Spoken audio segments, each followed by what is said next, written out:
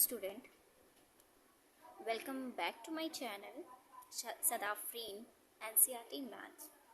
In this video, I'm gonna to teach you class 10th chapter 3 trigonometric function. Hello student, तो इसमें सबसे पहले हम क्या पढ़ें, एंगल्स पढ़ेंगे. ठीक है, एंगल्स क्या होता है? तो angle is a measure of rotation of a given ray about its initial point. Means किसी भी रे का, कोई भी रे दिया हुआ है तो उसका रोटेशन के बाद, ठीक है, उसके इनिशियल पॉइंट पे क्या फॉर्म होता है? एंगल फॉर्म होता है. कैसे? हमने एक क्या लिया, रे ले लिया. रे क्या होता है कि एक एंड पॉइंट होता है और दूसरे साइड पे क्या होता है, वो इंक्रीज हो सकता है. तो ये हमने रे लिया, ठीक है, जो कि ओरिजिनल जो रे है हमने उसको बोला है इनिशियल साइड. अब इस रे को रोटेट किया, ठीक है, किस डायरेक्शन में हमने रोटेट कर रहे हैं? एंटी क्लॉकवाइज डायरेक्शन में. तो रोटेशन के बाद इस रे की पोजीशन क्या हो गई, ये. अब वो रे की पोजीशन चेंज हो गई तो इस रे को हमने क्या बोला, टर्मिनल साइड. तो इन टर्मिनल साइड और इनिशियल साइड का कॉमन पॉइंट क्या है, ये है. तो इनके बीच में क्या फॉर्म हुआ, एंगल फॉर्म हुआ. तो किसी भी रे के रोटेशन के बाद उसके कॉमन पॉइंट पे क्या फॉर्म होता है, एंगल फॉर्म होता है. ये एंटी क्लॉकवाइज में क्या हो रहा है, रोटेट हो रहा है, इसलिए इसको हम बोलेंगे पॉजिटिव एंगल. फॉर एग्जाम्पल यहाँ पे +23 डिग्री, 60 डिग्री, इस तरीके से पॉजिटिव एंगल हो गया. अगर हम यहाँ पे देखें तो ये हमारा इनिशियल साइड है, मीन्स ओरिजिनल रे है जो हमने लिया है. इसको रोटेट किया किधर, क्लॉकवाइज डायरेक्शन में, क्लॉक के डायरेक्शन में रोटेट किया. तो ये यहाँ पे आ गया, तो ये क्या हो गया, हमने टर्मिनल साइड ले लिया. तो इनके बीच में क्या फॉर्म होगा, एंगल फॉर्म होगा. किस पे पॉइंट पे, इनके कॉमन पॉइंट पे, जिसको वर्टेक्स बोलते हैं. ठीक है, तो ये क्लॉकवाइज डायरेक्शन में रोटेट हुआ, इसीलिए ऐसे एंगल को हम क्या बोलेंगे, negative angle. For example -30 degree, -60 degree. Okay, next, angle को दो चीज़ों में मेजर करते हैं. ठीक है, एंगल को दो चीज़ों में मेज़र करते हैं. एक होता है डिग्री मेज़र होता है और दूसरा होता है रेडियन मेज़र. एक डिग्री में मेज़र करते हैं और दूसरा हम किस में मेज़र करते हैं, रेडियन में मेज़र करते हैं. तो पहला हम पढ़ते हैं डिग्री मेज़र पढ़ते हैं. डिग्री मेज़र पढ़ने से पहले हम सबसे पहले ये समझेंगे कि अगर हमने किसी भी पॉइंट पे, अगर ये हमने लिया कि ये इनिशियल, ये रे है, ठीक है, और इस रे को हमने क्या ले लिया, इनिशियल साइड. ओरिजिनल साइड है रे, इनिशियल साइड हो गया. इसको हमने क्या किया, रोटेट कराया. इस पॉइंट पे इसके इनिशियल को रोटेट करा के, और ये कहाँ पे रोटेट कराकर हमने क्या किया, उसकी फाइनल पोजीशन जो है हमने फिर इनिशियल साइड पे ही ला दिया, जहाँ से हमने स्टार्ट किया, और वहीं पे आके हम क्या हो रहा है, एंड हो रहा है. तो क्या हो गया, ये फिर टर्मिनल साइड भी हो गया. इनिशियल साइड ही अब क्या बन गया, टर्मिनल साइड. ठीक है, तो ये क्या कंप्लीट कर रहा है, ये एक रिवोल्यूशन कंप्लीट कर रहा है, पूरा एक चक्कर लगा रहा है. ठीक है, तो इस पॉइंट पे कितने डिग्री का एंगल फॉर्म होगा, इस पॉइंट पे एक कंप्लीट रिवोल्यूशन कर रहा है. कहाँ से, पोजीशन ऑफ इनिशियल साइड से कहाँ तक आ रहा है, इनिशियल साइड से ये क्या कर रहा है, कंप्लीट रिवोल्यूशन कर रहा है, कंप्लीट चक्का लगा रहा है. तो इस पॉइंट पे 360 डिग्री का क्या होता है, एंगल फॉर्म होता है. ठीक है,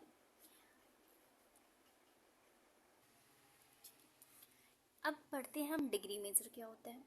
तो if our rotation from the initial side to terminal side is 1/360th of a revolution, the angle said to have a measure of 1 degree. मतलब ये कि यहाँ से जैसे अगर हम इसकी बात करें तो ये इनिशियल साइड थी, यहाँ से रिवोल्यूशन स्टार्ट हुआ और इसी पे एंड हो रहा है टर्मिनल साइड. टर्मिनल साइड कहाँ पे एंड हो रहा है, इनिशियल साइड पे. तो ये हमारा एक रिवोल्यूशन होता है. अब एक रिवोल्यूशन का मतलब कि ये 360 टाइम्स क्या हो रहा है, ये रोटेट हो रहा है. तो इस 360 पार्ट का एक पार्ट की अगर हम बात करेंगे तो उसको हम क्या कहते हैं, उसको 1 डिग्री मेज़र करते हैं उसको। इस पूरे रिवोल्यूशन का 360 मतलब एक पूरा कंप्लीट अगर रिवोल्यूशन कर रहा है तो 360 का एंगल डिग्री बनाएगा। तो यहाँ पे उसका वन पार्ट ऑफ 360 का वन पार्ट को हम क्या बोलते हैं, 1 डिग्री बोलेंगे। अब 1 डिग्री को डिवाइड किया गया है 60 मिनट में, तो 1 डिग्री को हम इस तरीके से 1 और डिग्री क्या होता है इस तरीके से लगाते हैं। तो 1 डिग्री को डिवाइड किया गया है 60 मिनट में, इसमें 60 मिनट, मिनट के लिए हम वर्ड नहीं लिख के हम इसके ऊपर एक मार्क लगा देते हैं, तो ये 60 मिनट हो गया। और 1 मिनट को डिवाइड किया गया है 60 सेकेंड में, सेकेंड के लिए हम डबल टिक लगाएंगे। तो 1 डिग्री में 60 मिनट, 1 डिग्री में 60 मिनट डिवाइड किया गया, इस 1 डिग्री को 60 मिनट में डिवाइड किया गया, और 1 मिनट को हम इसमें कितने में डिवाइड किया गया है, 60 सेकेंड में डिवाइड किया गया। वो तो दूसरा क्या है, रेडियन मेज़र, एंगल को 2 यूनिट में मेज़र करते हैं, एक हमने पढ़ा डिग्री मेज़र और दूसरा यूनिट क्या है, रेडियन मेज़र। रेडियन मेज़र क्या होता है कि angle subtended at the centre by an arc of length 1 unit in a unit circle of radius 1 unit is said to have a measure of 1 radian.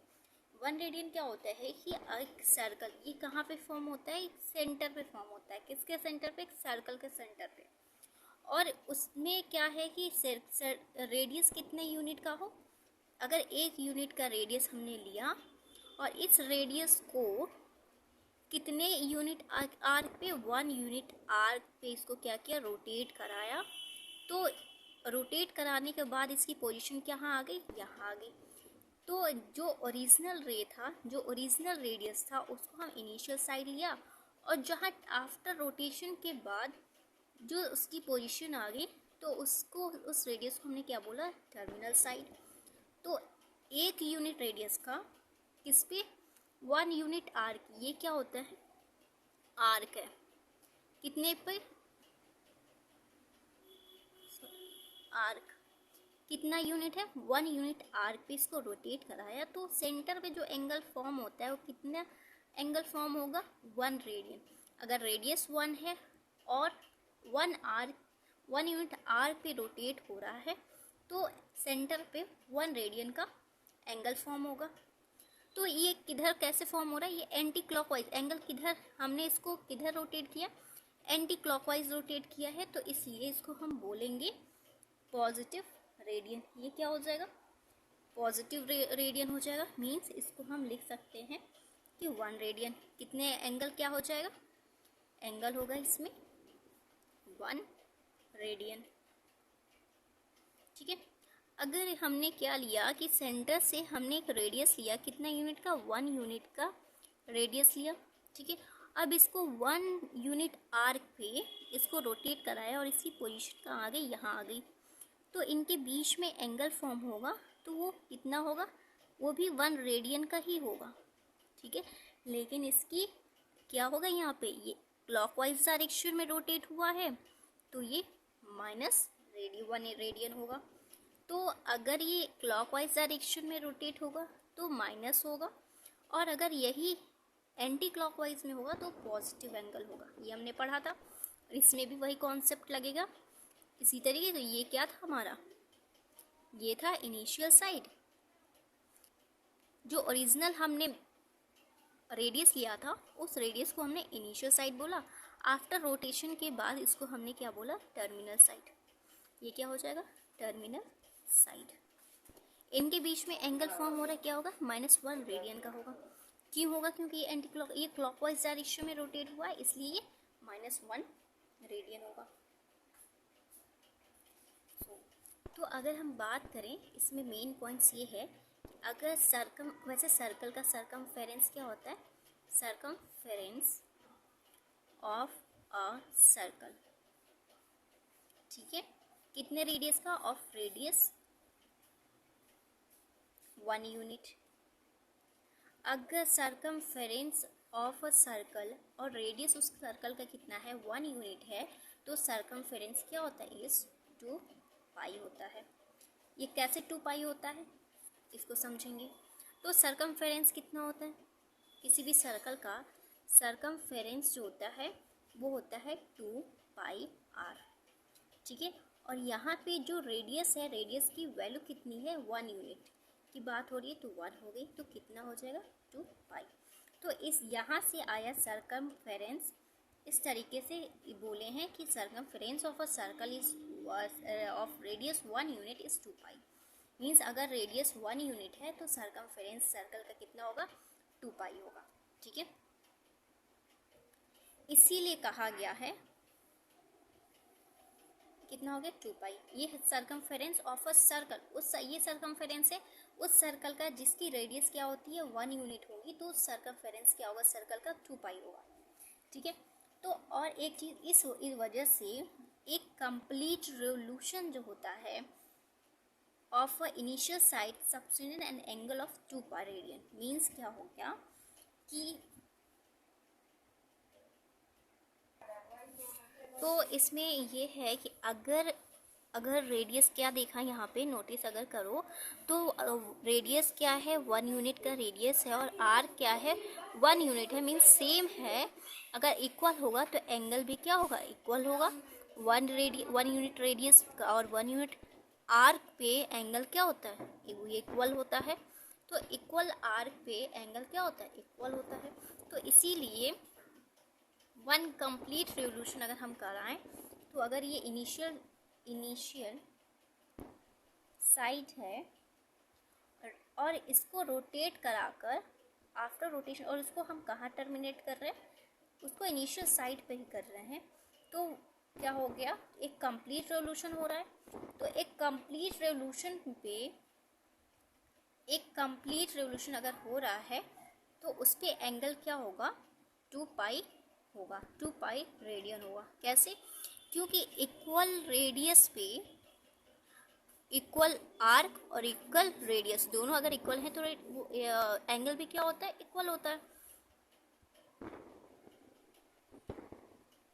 तो 1 unit radius का circumference क्या हो गया, 2 पाई मिल गया। तो अगर यहाँ पे हम देखें तो सरकमफेरेंस क्या होता है कि इस सर्कल की क्या होती है, बाउंड्री होती है, ठीक है। तो 1 यूनिट रेडियस और 1 यूनिट आर्क, 1 यूनिट रेडियस पे सरकमफेरेंस क्या हो गया हमारा 2 पाई हो गया। तो अगर हम एंगल की बात करें तो इस सेंटर पे एंगल फॉर्म होगा। तो एक कंप्लीट रेवोल्यूशन, अगर इनिशियली हमने क्या लिया था, ये इनिशियल था रेडियस, और इसको अगर कंप्लीट रेवोल्यूशन कराएं तो कंप्लीट रेवोल्यूशन मतलब कि जहाँ से हमने इनिशियल साइड से स्टार्ट किया और टर्मिनेट भी कहाँ करें, उसी पे कर रहे हैं। तो इस पे कितना एंगल फॉर्म होता है, पूरा एक कंप्लीट रेवोल्यूशन में जो एंगल होगा वो किसके इक्वल होगा, इस सरकमफेरेंस के इक्वल होगा। इस क्या होगा, सरकमफेरेंस का। और इस सरकमफेरेंस का हमने रेडियस कितना लिया था, 1 यूनिट रेडियस लिया था। तो इसीलिए एंगल क्या होगा, एंगल भी क्या होगा, 2 पाई रेडियन होगा। तो 1 कंप्लीट रेवोल्यूशन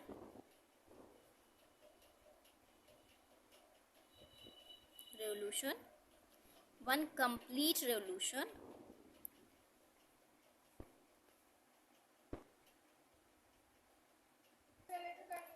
complete revolution किसका हम कंप्लीट करा रहे हैं, इनिशियल साइड का, ऑफ द इनिशियल साइड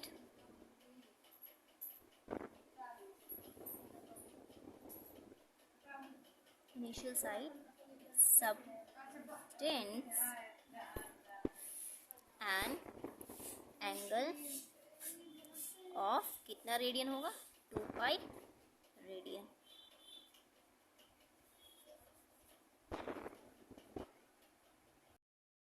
इसमें पढ़ेंगे रिलेशन, पढ़ेंगे between the degree and the radian में क्या रिलेशन है, ठीक है।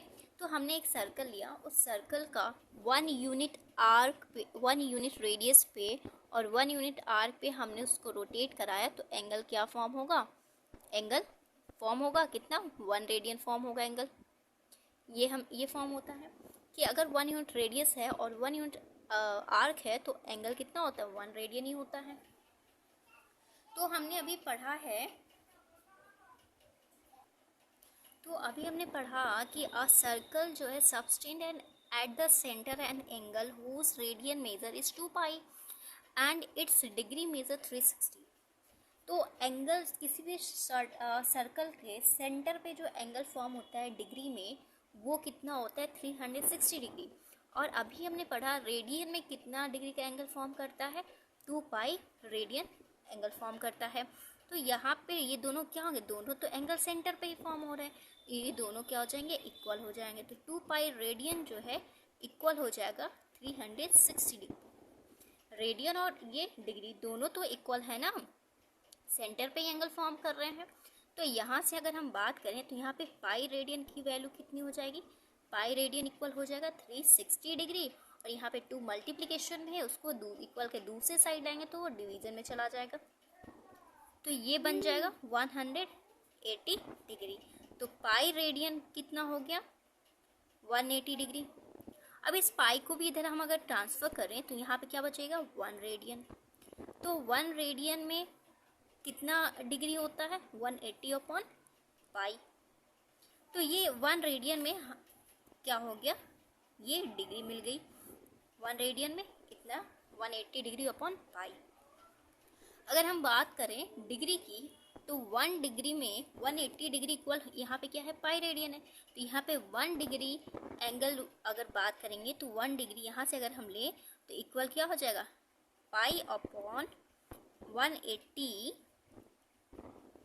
रेडियन। तो मिल गया ये हमें रेडियन में मिल गया। ठीक है, तो अगर हमें फॉर एग्जांपल अगर हमें समझना है, अगर हम यहाँ पे रेडियन मेजर की बात करें तो रेडियन मेजर कितना हो जाएगा, रेडियन मेजर हो गया डिग्री में कितना होगा pi upon 180 multiply by degree measure. ठीक है, ये हो गया। और सेकेंड ये होगा डिग्री में अगर हमें मेजर करना है, ठीक है, चेंज करना है तो होगा क्या 180 upon pi multiply by radian major.